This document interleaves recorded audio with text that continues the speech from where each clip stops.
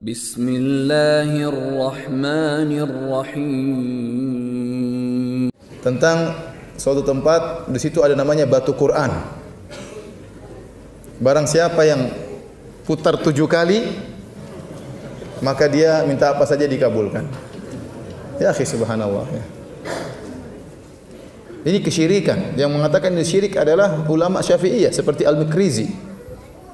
Termasuk kesyirikan dalam perbuatan, kata beliau, adalah tawaf selain di Ka'bah. Orang-orang datang berbondong-bondong meyakini hal tersebut. Dari mana keyakinan ini? Cerita konon dan konon. Tanya-tanya gimana ceritanya kisah batu Quran ini?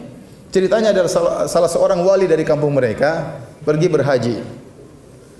Tatkala sampai di haji, dia mungkin pergi naik kapal, kemudian zaman dahulu waktu pulang dia tidak lewat jalur biasanya.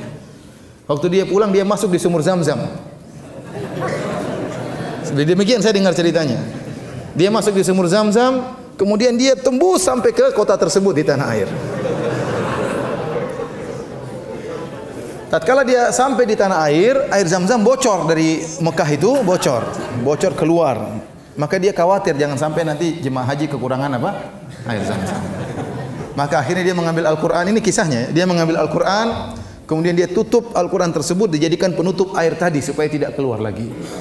Setelah Al-Qur'an diletakkan, tahu-tahu Al-Qur'an tersebut menjadi batu. Namanya batu apa? Quran. Subhanallah, itu ceritanya. Ya. Kasihan ngebor jauh sekali. Sampai sekarang saja pemerintah Arab Saudi belum ngebor dari Mekah sampai ke Madinah. Sampai sekarang masih diambil air secara manual. Antum kalau pergi ke hajian atau umrah, antum bisa turun di tempat parkir nomor 5. Ya.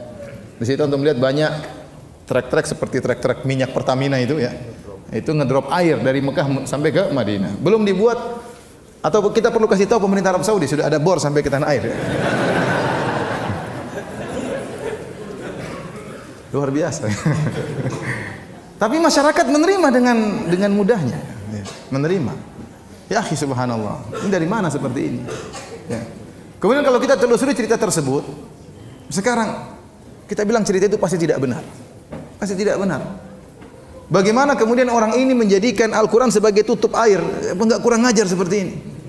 Ya, Al-Quran dijadikan, kan ada batu yang, kenapa Al-Quran jadi tutup apa? Tutup air. Kemudian Al-Quran tersebut berubah jadi batu, menjadi benda yang lebih hina. Al-Quran mulia atau tidak? Kenapa dirubah jadi batu? Dikutukkah oleh Allah jadi batu? Al-Quran berubah jadi batu. Kemudian sebagian orang tawaf tersebut di situ pakai celana kolor saja, apa enggak kurang ajar? Tawaf di Al-Quran pakai celana kolor. Jadi kalau sudah sesat ditumpuk dengan kesesatan-kesesatan yang lain. Diyakini oleh masyarakat, datang ramai-ramai berbondong-bondong antri. Dari mana akidah seperti ini? Dan tidak ada orang berani mengingkari. Saya pun belum berani kalau ke sana mengingkari. Subhanallah, kasihan masyarakat. Harusnya ulama-ulama di sana berbicara, harusnya. Ya, harusnya ini kewajiban bagi mereka. Ya, kewajiban bagi mereka untuk mengingatkan. Ya, jadi kalau kita mau telusuri keyakinan yang tersebar di masyarakat sangat banyak dan tidak ada dalilnya dari Al-Quran maupun Sunnah Nabi Sallallahu Alaihi Wasallam. Sebelumnya saya pernah pergi juga di suatu kota di tempat yang lain di Jawa juga. Ada 3 gentong besar di suatu masjid besar terkenal, orang datang ramai-ramai sana. 3 gentong besar ini sekitar belasan tahun yang lalu saya ke sana. Ada 3 gentong besar, anak-anak datang kemudian diusap-usap dari air tersebut. Ya, air mungkin gentong yang sudah berlumut dan macam-macamnya. Saya tanya kenapa begitu? Katanya ada sambung ke sumur Zam-Zam. Subhanallah. Ini proyek luar biasa, triliunan ini.